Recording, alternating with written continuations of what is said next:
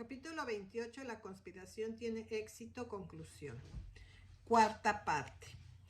Se celebró una audiencia en la ciudad de Washington del 10 al 13 de enero de 1893 ante el Comité de la Exposición Colombina de la Cámara, en el que estuvieron presentes los principales representantes de toda la Unión Nacional de Reforma en combinación con la Unión Sabática estadounidense, la Alianza Evangélica y la Sociedad de Jóvenes de Esfuerzo Cristiano. También estuvieron presentes representantes de los que querían que la exposición se abriera por acto del Congreso y de los que estuvieron siempre inflexiblemente opuestos a permitir que el Congreso tuviera algo que hacer con la pregunta de una forma u otra. Unos 60 discursos se hicieron para todo esto.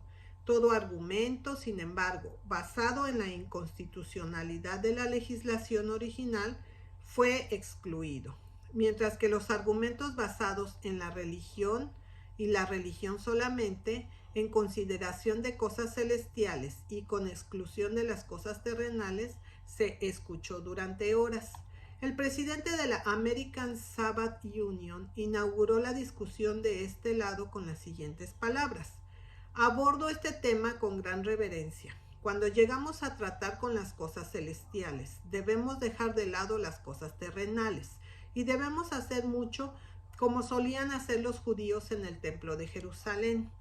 Antes de hacer sus ofrendas, antes de entrar en el servicio, se preparaban ellos mismos por la ablución y por la oración para el debido desempeño de sus obligaciones.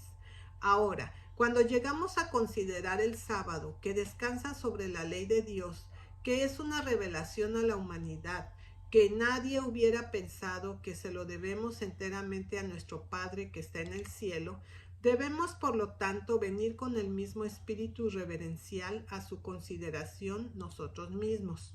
Representamos el sentimiento cristiano de los Estados Unidos de América. Esperamos que el Congreso mantenga su dignidad. Hemos resuelto no decir una sola palabra sobre la constitucionalidad o inconstitucionalidad de esta ley ante este comité para afirmar que es inconstitucional. Aquí sería una reflexión sobre el comité, sobre ambas cámaras del Congreso y sobre el presidente de los Estados Unidos, quien aprobó esta ley, y usted mismo tomó muy sabiamente esa última consideración, totalmente fuera de antes del comité, cuando usted declaró que este no era el lugar para discutir esta pregunta. Por eso la descartamos sin decir una sola palabra.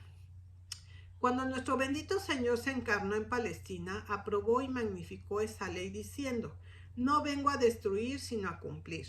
Y luego da otro punto sobre el sábado, que fue que el sábado fue hecho para el hombre y no el hombre para el sábado. Y eso, el Hijo del Hombre, nuestro Señor, es Señor también del día de reposo. En otras palabras, es parte de su patrimonio, que le dio nuestro Padre que está en el cielo, y todo el que intente quitarlo de alguna manera roba a Jesús mismo. Y por otro lado, cuando hablamos de elevar a la gente y levantándolos más alto, ¿podemos obtener algún principio más alto o un método más alto para hacer esto que el que fue adoptado por nuestro bendito Señor mismo? Para nada.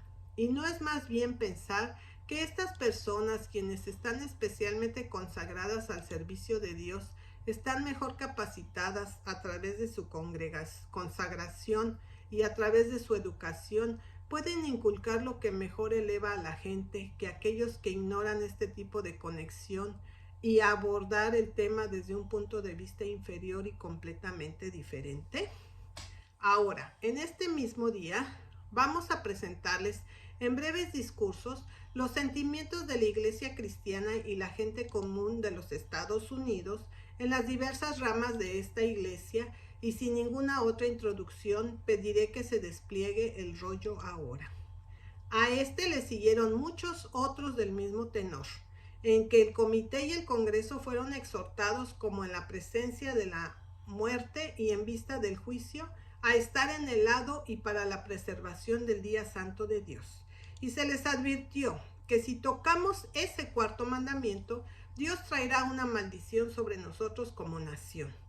El resultado de esta audiencia y la situación tal como estaba al cierre de la audiencia se informó desde Washington al Chicago Herald el día en que terminó la audiencia, el 13 de enero. Y todos los que estaban en el Capitolio en ese tiempo pueden certificar la absoluta corrección del informe. Aquí está la parte material. Las iglesias y los ministros están trabajando de nuevo con el mismo empeño como hace un año y con la misma eficacia.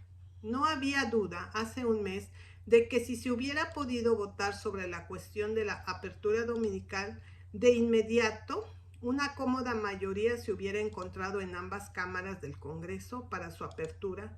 Ahora no es probable que la resolución de Durborough pueda llevarse a cabo con cualquier cuerpo.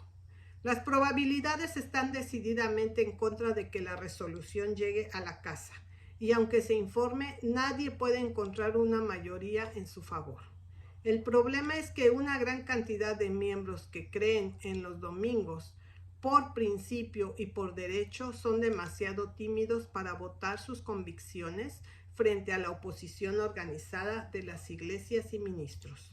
Estos estadistas argumentan que los hombres que quieren la feria abierta el domingo son hombres razonables, que no permitirán su juicio o que sus votos se vean afectados por la imposibilidad de obtener lo que quieren. Mientras que, por otro lado, la gente de la iglesia que está a favor del cierre dominical, si sus deseos se frustran, perderán los estribos y en las próximas elecciones causarán problemas a aquellos que voten en contra de ellos. Este tipo de cobardía o precaución, combinado con el hecho de que los ministros que hacen del cierre dominical una especie de bolsa de valores, no tienen vacilación sobre aplastar a sus representantes en el Congreso o cualquier otra persona que pueden conseguir.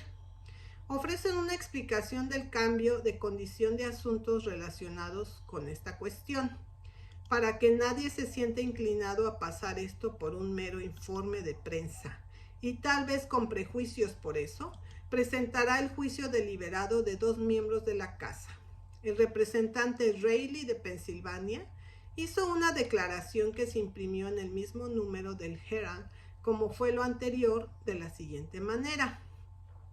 La agitación actual, si continúa, solo puede resultar en lesiones a la feria. Los intentos de derogar la ley solo resultan en generar animosidad hacia la feria y creando antagonismo por parte de la gente de la iglesia. Pueden hacerle mucho daño a la feria si deciden llevar las amenazas que ya han hecho, y creo que los amigos de la exposición que favorecen la apertura del domingo actuarían sabiamente al cesar sus esfuerzos. Y el representante George Houck escribió una carta sobre este tema al presidente Higginbotham de la exposición, que se imprimió en el Chicago Tribuno el 5 de febrero de 1893. Después de manifestar su convicción deliberada de que el Congreso no tenía y no tiene ningún poder o autoridad constitucional para imponer tal condición a la concesión de la apropiación, él expone el caso así. En este punto le ruego que llame su atención sobre ciertos hechos. Se ha hecho una gran agitación religiosa para que prevalezca sobre el país, sobre esta cuestión. Se ha tomado una acción concertada por el clero y sobre la cuestión tal como la presentaron a sus congregaciones, en cuanto a si estaban a favor de la profanación del sábado. Se ha obtenido toda una unanimidad de sentimiento. Por supuesto, entre las iglesias cristianas protestantes, al menos, y otras grandes organizaciones de trabajadores cristianos, contra la derogación de la condición requiriendo el cierre de los domingos de exposiciones. Por la naturaleza de extensión y carácter de la oposición, basada como creo que es, sobre un sentimiento erróneo, aunque concienzudo, en lugar de un juicio deliberado y racional, se me ocurre que en caso de que fuera posible, derogar la ley existente podría después de todo, en última instancia, resultar en un serio detrimento para el éxito final de la exposición. Es de la mayor importancia, a mi juicio, para el éxito final de la exposición, de que debería haber una cooperación armoniosa por parte de todo el pueblo de los Estados Unidos en su apoyo. Si la presente ley, que requiere que las puertas se cierren los domingos al público, debe ser derogada por un voto de la mayoría tanto en la Cámara como en el Senado, lo que no me parece nada probable, y el acto debe recibir la sanción del presidente, que parece igualmente improbable. Es cierto que el elemento religioso del país, a través de todas sus organizaciones, se sentiría profundamente ofendido y se desplegaría en antagonismo con la feria. No es una cuestión de si tal curso sería razonable o no, y si bien tal acción podría considerarse como una exhibición de fanatismo, más notable dadas las circunstancias. Sin embargo, es cierto que un gran número de personas cristianas, buenas y concienzudas en todo el país, en su estado de excitación de sentimientos sobre esta cuestión, sería probable que siguieran ese camino. Estoy en condiciones de tener información confiable con respecto a este asunto, y aunque creo firmemente que la negativa a permitir la exposición de ser abierta al público los domingos bajo el reglamento es sugerido será un error de lo más deplorable, también estoy totalmente persuadido de que la derogación de la ley existente, cerrando sus puertas, pondría todo el elemento religioso de los Estados Unidos, protestante al menos, en contra.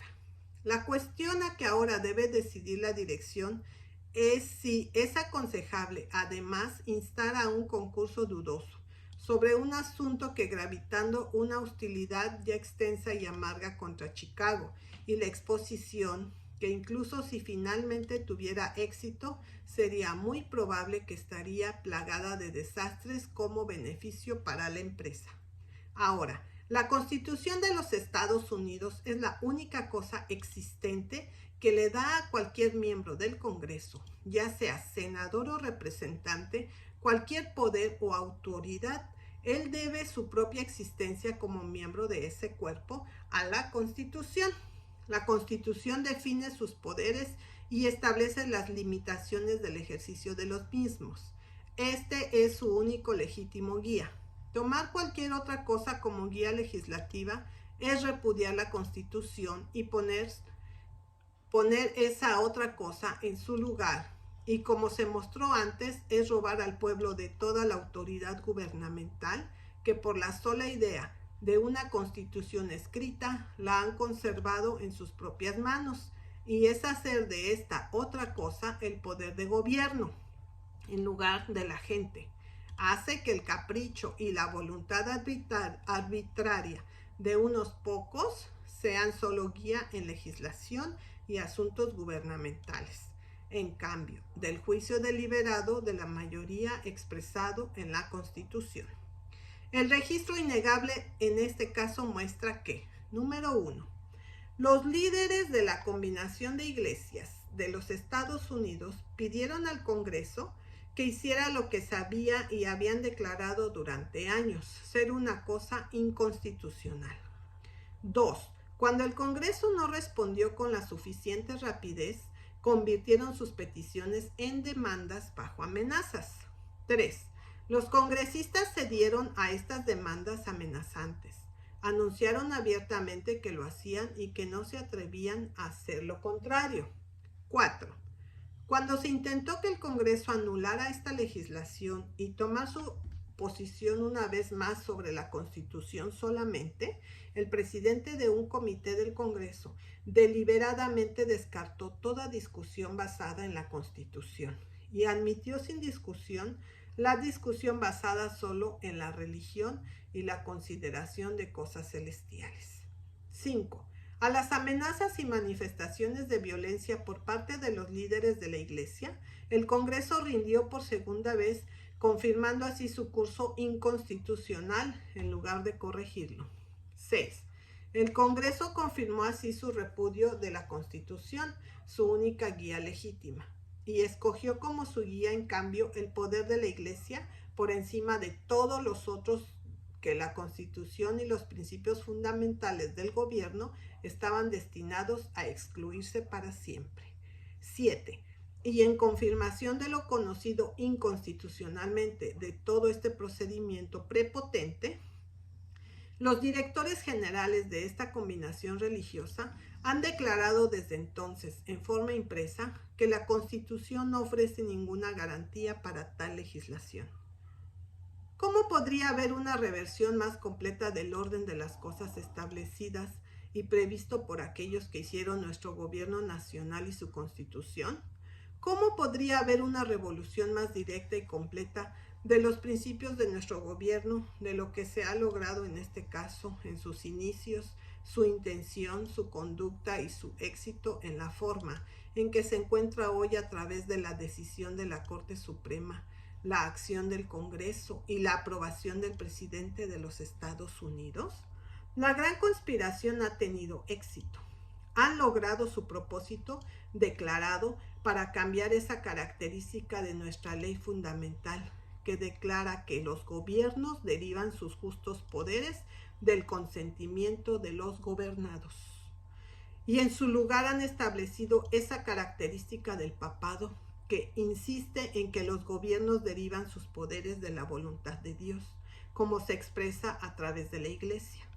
El gobierno fundado por nuestros padres según los principios divinos que Jesucristo anunció para los gobiernos civiles ha sido barrido, y en su lugar se ha instalado en principio y en el procedimiento hasta ahora la imagen viva del papado.